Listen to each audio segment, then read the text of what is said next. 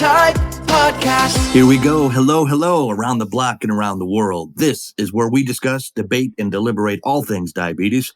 Representing Type 2, my name is Dobie Maxwell. Representing Type 1, the vivacious, effervescent, always in the know, Sami Parker. We'll get to Sami in seconds, but first, this episode of Just My Type is brought to you by the Diabetes app, a free social community app that brings together both Type 1 and Type 2 diabetics, plus their supporters, find community, resources, and Sami and me on the Diabetes app. What's up, Miss Sami? Nothing much. It's just bright and early, 7 a.m., baby. No, it is much because we have got a fantastic guest, and the guest is in the spotlight. I'm going to turn it over to you. Excited to have this talented young lady. Go for it. Bring her on. All right. Today we have Miss Anna Fernstaedt. I know I'm not pronouncing it how you would. That's the American But version. yes, Anna is, well, she's first off, very young, cute, young woman from the Czech Republic, and she was in the Olympics for skeleton racing.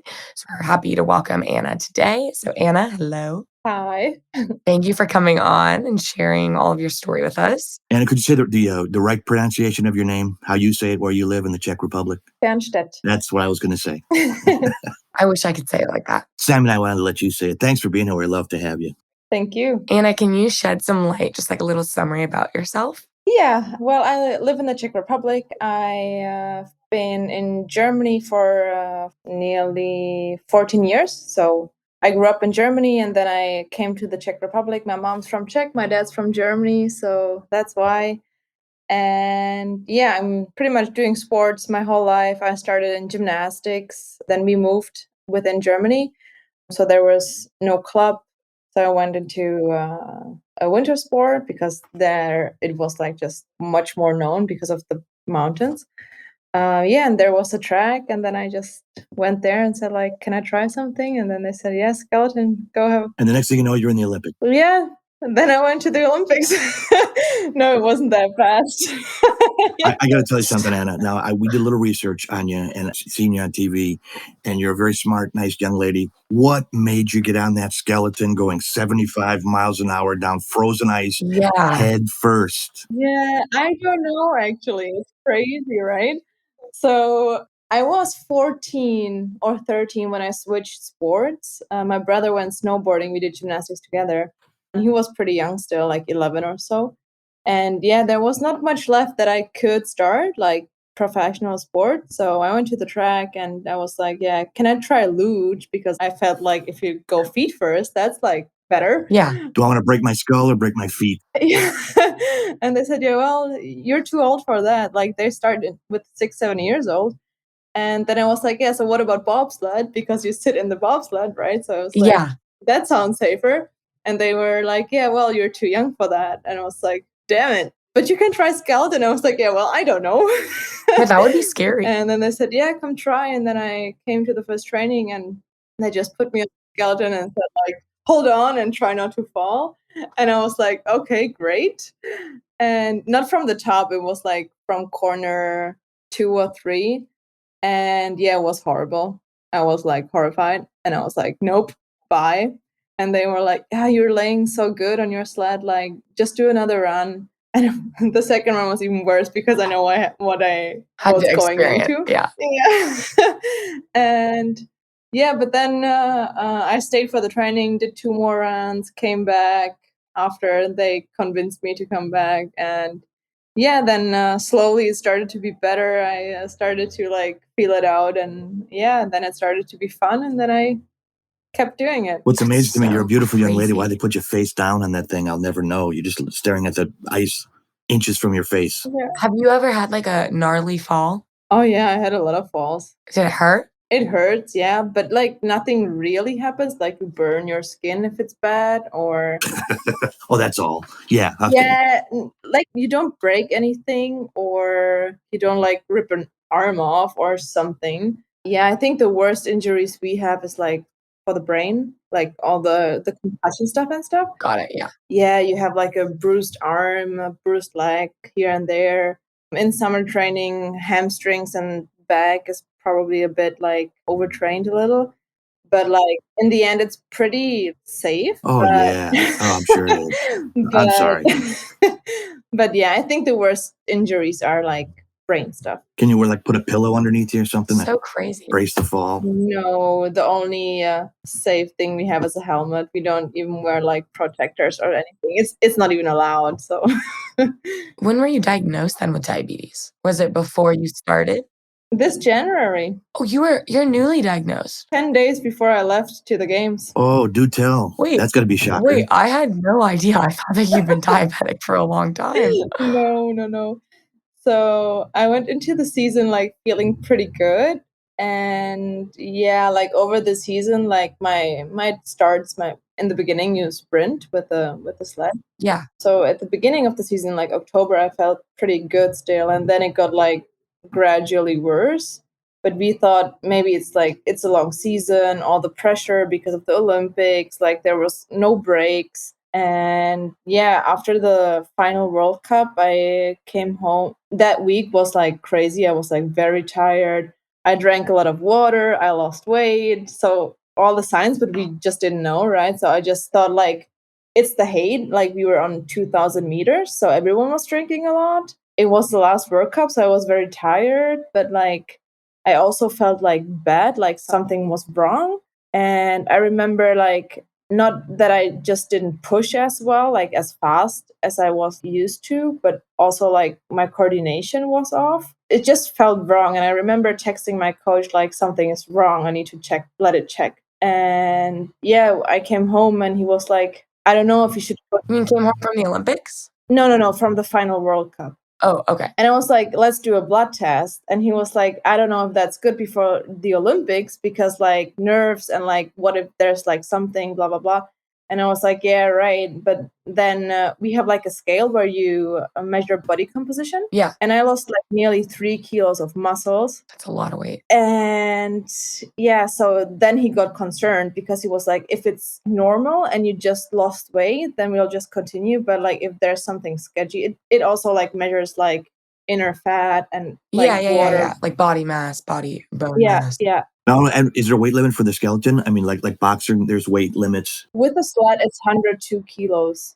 So, and the sled is like, mine is 28. So I'm like around 71 for race day, and I went down to 67, 68, and I haven't been in the 60s for a long time.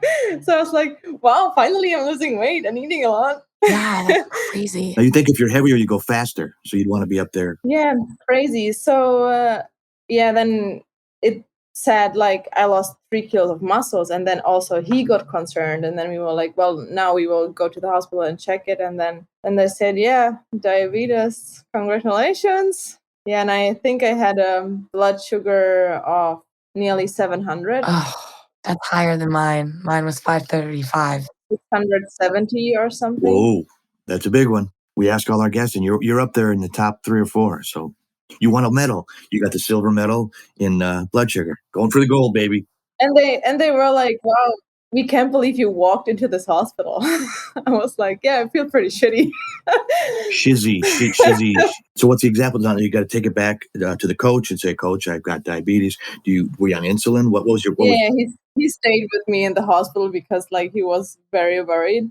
Yeah, so then I got diagnosed. Then we went into another hospital. Like I've been a night there, like all the insulin infusion. And then I went to another hospital where they are more into the diabetes, like specific, like. Oh yes, like specification. Yes. Yeah, thanks. That's the word. And yeah, well, I got diagnosed, and then it was like, well, it's 10 days before I fly to China, so we have to hurry up a bit with this. So did you get like a pump? Like how did that work? I would have been like, Yeah, so my dad has it, so I kind of know a little bit about it, but not much. I know how to save someone if he has a hypo. Chronic low blood sugar or a high blood sugar. But that's kind of it. Yeah, so we went to the other hospital. I spent like 3 more nights there. And yeah, it was just like a ton of information all at once. I think like I haven't had like 1 free minute, I think, in these 4 days. And yeah, they somehow like got it down. And then I got like an awesome doctor. We were like texting back and forth all the time until after the Olympics. And yeah, then we started to train like on the 5th day after the diagnosis, just to see how my body works and how it saves and everything. Hmm. And yeah, then I went to China. What is the training like for what you have to do? Did it change your diet? I got to believe that the news drops like this in the Olympics. It's got to rock your world. Yeah. So I've been on a nutrition plan. So I know about carbs, proteins, fats. Like as a professional athlete, you know about these things. So my doctor said that's like Yeah. really an advantage because people who get diagnosed don't even know what a carb is. I didn't. So they also said like I probably had it like for half a year or a year. It just didn't show up because of all the training, and I had a really good nutrition plan. But like some things then made sense. Like after 1 or 2 days off, I always felt like worse Yeah. because I didn't have like the exercise. You didn't have like the exercise bringing you down, and then you weren't eating your normal thing. Yeah. Yeah, right. So stuff like that. I couldn't really lose the weight I wanted, or like even if you like tracking everything, and like it just didn't make sense that I didn't lose more weight, and like being really tired and not recovering well. And then in the season, I slept a lot. Yeah. I don't know, I slept 9 to 10 hours, and normally I function on like 6.5, 7. Mhm. And I'm like full of energy, and I'm like I slept like 9 hours, and I was so tired all the time, and I was like, why? And like the off days made it worse. So Yeah, I'm that's sure. a sign. Yeah. So did you, like, before you would go race, did you make sure your blood sugar was a certain thing, or, like, did you eat something specific before? Because I know, like, once you're on it, you're on it. Yeah. Well, my nutrition plan didn't really change. I was working with a nutritionist, Alex Harrison. He's from America. So I pretty much stick to the plan. I just like changed some food choices. Like I just ate green vegetables. Some just like what kind of foods you eat, but like my compositions probably stayed quite the same. Mhm. I didn't eat as many fast carbs. I went like the further away from the training I ate, the slower carbs I ate. Yeah, And yeah, so that changed a little bit, but like that was an easy part for me because I knew so much about nutrition. totally. And yeah, well, we try to stay in a range of 70 to 200. It's really hard, though, like, it's harder than it looks. Yeah, yeah, yeah, but the thing was like the jet lag played in it. So the jet lag messed it up at the beginning a little bit. Oh, So that was yes. I went in a lot of high posts at night because like the resistance was different. Uh-huh. It was kind of weird, kind of interest. Like for me, it was interesting because it was like something new, right? Yeah. Not that it was nice, but it was like, let's see. Yeah, I mean, at the beginning, it was hard to figure out. Like, I do have a carb shake for my training. Then I need to take insulin. And for my meals, I need to take insulin. How much at night? How much did I move? How much, or did I have an off day? What did I eat? Well, there's so many factors that come into play, like, it includes sleep, stress. But like, I've been in contact with my doctor all the time. So if that wouldn't be, it wouldn't be possible. Like, Yeah, that's really awesome, though, because a lot of people, like, get diagnosed later, yeah, don't have that. she was probably awake 24 hours a day. I don't know how she did that. That's insane. And how long was the flight from the Czech Republic or Germany where you are to China? 11 hours, I guess. We did an episode about traveling with diabetes. Hint, hint, plug, plug. So if you want to go back and listen to it, or any listeners do, because that's a real thing now. That's a long flight. I think it was 11 hours. Wow. Yeah, so my doctor said like it might be a little higher because of the altitude, Mhm. or at least the measure thing will show higher. This thing here where you poke yourself in the finger, Yes. that it probably shows a little bit more with the altitude. And then so I got into like too high in the air, and then I was like, now I got it down on, I don't know, 160 finally. And then we went down, and I went into a high point. I was like, what's happening? Yes, it's like it's a literal game. Yeah, it's crazy.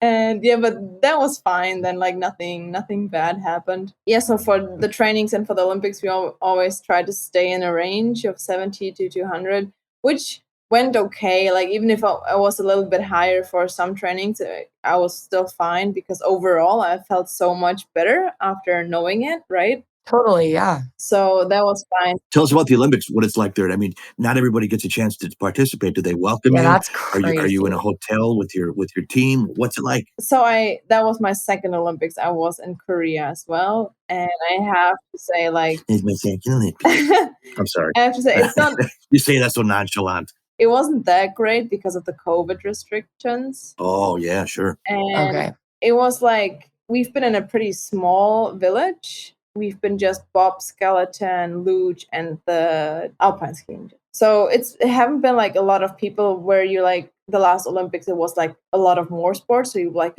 I know this guy, who's this, like all the famous Yeah. people, right? You're like so excited about. So we haven't had that really. And within luge, skeleton, bobsleigh, everyone knows everyone. So we've been pretty much seeing Mhm. everyone we know. Same people. And yeah, then you kind of felt it that even like in the dining mall and like everywhere, people were just nervous to not have a positive test. So that took the Olympic spirit from it a little bit. I mean, but the rest was nice. I haven't been to the opening or closing ceremony because we've been like 2.5 hours train ride away from it. Plus, like, Yeah. you stand in the cold, you're sitting there, and I was like, I don't know, like my blood sugars, what food will we get there? Like, Yes. I was too concerned that something like with my sugars. That's a legit concern. It's just funny to me identifying people. Yeah. And we had like training the next day. So I was like, I don't want to feel like crap for the next day. Yeah. Yeah. Then we had to leave like right after the race. So yeah, you couldn't even really like enjoy the games after your race. How much insulin do you take for your basal, your 24-hour insulin? Right now I have like 13. Oh, okay. I'm at 12. Similar. Yeah. You guys are normal. Yeah. I have now 13, but like I'm close to a hypo in the morning. So I probably might do 12 too. What was your blood sugar this morning? Oh, 77. We're like twins right now. I was 65 this morning. You guys would get some sugar. Yeah. I like to be lower. Like I feel way more Energetic? Yeah, if I'm around like 75 to 95, like I know like Me 120 too. is still fine, but if I have like 120, I'm like, oh, I'd rather have it lower. Same. Yeah. It's like it's closer to the high, so you don't know like when it just jumps up, when it's like, well, I just go up now. I don't care how you feel. Yes. Got a little cushion to play with there. That's good thing. Anna Fernstaedt is our guest. Anna, we're going to take a quick break right now. We got sponsors to pay the cause. She is Sammy Parker. My name is Dobie Maxwell. This is the Just My Type podcast. More with Anna coming right up. Stay tuned. The Diabetes app is an online community platform that was created to help people living with diabetes find support and information in one spot. And on the Diabetes app, you can join groups and connect with other people all over the world who are also living with diabetes. I mean, for me, whenever I have a bad day, I find myself scrolling through the mental wellness group just to reassure myself that I'm not alone. The Diabetes app has a resource section where you can find articles, recipes, tips, and tricks for managing your diabetes. Download the Diabetes app today and connect with us right on the app.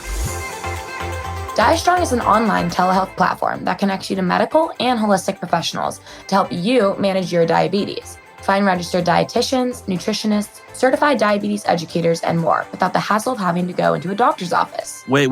You mean a lazy bum like me can have appointments right from my computer? Sign me up. That's right, Dobie. And this week, our listeners can use promo code JMT25 for 25% off their first visit. Yeah, don't try to cheat and go to JMT26 because you're not going to get 26. It's 25. Go to www.diastronghealth.com. That's www.diastronghealth.com.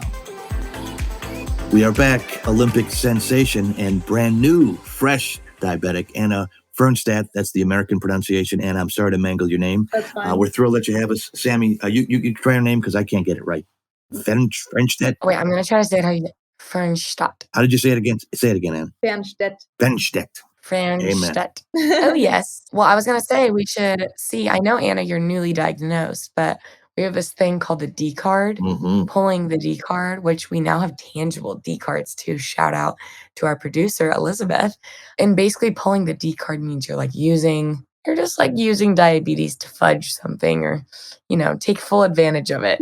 So like Dobie, do an example of pulling the D card. Well, yeah, one time when I first got it, I was in Cozumel, Mexico. We were talking about at a cruise ship, and I had just been diagnosed, and I was with another comedian, and he said, my friend's got diabetes. Can we get something free, some candy bars, because his blood sugar's off? So not only did I get a candy bar, he got one too. We call that pulling the D card. Sammy came up with that. So now, as an Olympic athlete, I have to believe you can pull this and use use it to your great advantage. I know you're new, Yeah. but we want to train you to be totally in your favor. Any ideas how you could do The that? optimal diabetic. Yeah. Give me tips. I haven't used it yet. Okay, well, we're going to send you one, number one, a real one. The only thing I always have if I don't want to go anywhere, like it's an excuse, like, oh, my blood sugars were so off today. I'm like feeling pretty tired. I'm just staying at home. That's what I was just gonna say. That's the go-to one, saying, my blood sugars have been kind of weird and Yeah. I'm just really tired It's just today. like unpredictable right now, so I'm better stay at home. As a celebrity and a world-known athlete, I got to believe that weirdos come up to you all the time, and they could be friendly weirdos, but it's a good way. I'd love to spend an hour with you hearing about your story, but my blood sugar's acting up, so I need to go. So it's a polite way for you to isolate yourself. Yeah, oh, it is.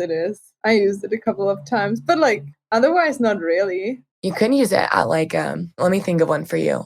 Ooh, parking. If you had to park at the Olympics, I mean, I know you don't because you're probably taking a bus, but if you did, be like, oh, guys, like, I'm really sorry, but my blood sugar's low. Dobie likes that one. I need to park in the I front. need to park close. I'm not handicapped, but it really would make it nice. Grab something real quick. Oh yeah, that's good. Yeah. Wow. Maybe you put your hand on Yeah. your head. Oh, my sugars, I'm a little dizzy. I don't know what to do. Or can I get another, I don't know, any kind of drink or food of choice?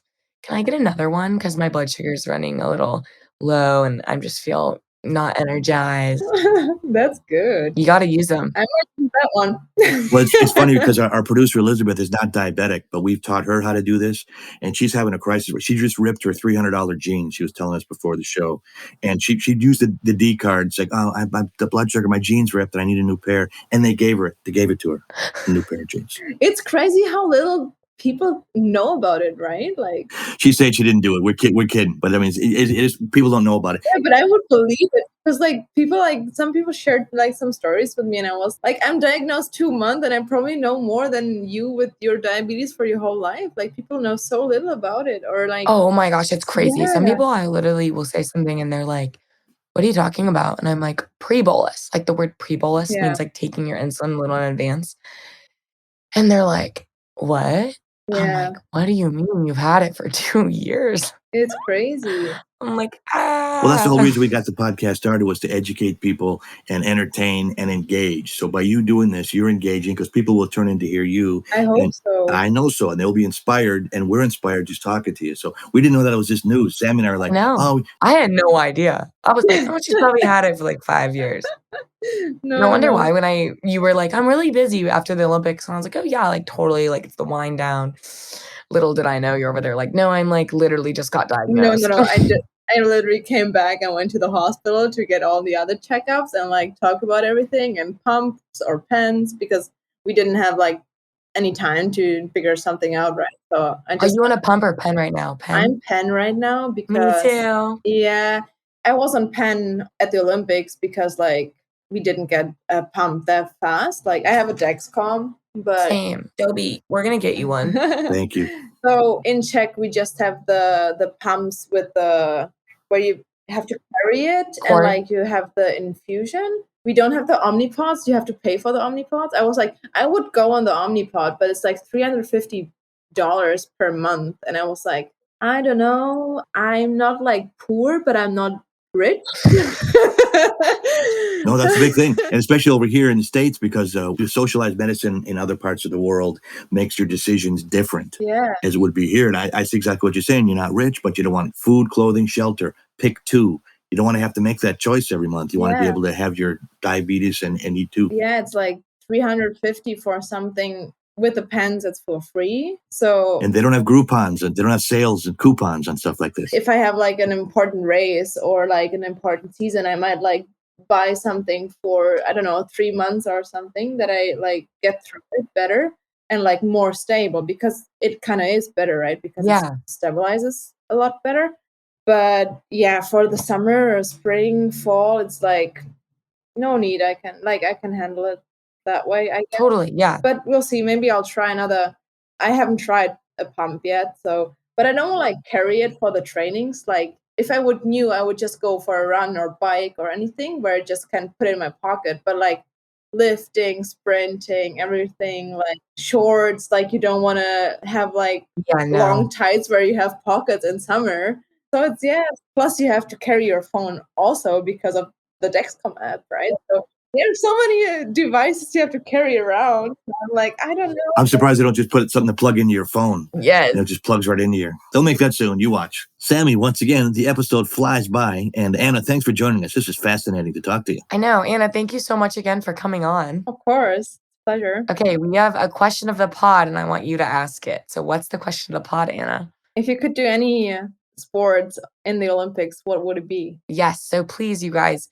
Well, actually, you guys answer it first. Dobie, what would yours be? I want the snowball fight for the Winter Olympics. That should be an Olympic sport. I grew up in Wisconsin. I was a baseball pitcher, so I could hit people, next to a tree. I'd smack them in the head. So if that was an Olympic sport, I'd win the gold in snowball fights. It's impressive. It's impressive. How about you? I think I would want to do the ice skating, but I legitimately cannot ice skate for the life of me at all. But I think it'd be really cool. Well, you live in California, so it's okay. I would do gymnastics. Yes, that would be But cool. I'm not good at it. She's like, I was in the Olympics, but I do gymnastics. We could see your pretty face, not face down on a sled going 75 miles an hour in a helmet. Also, gymnastics is so crazy, like all the skills you have and everything, right? It is wild. I know. But sadly, I'm not good enough in gymnastics. It's okay. Maybe in another life.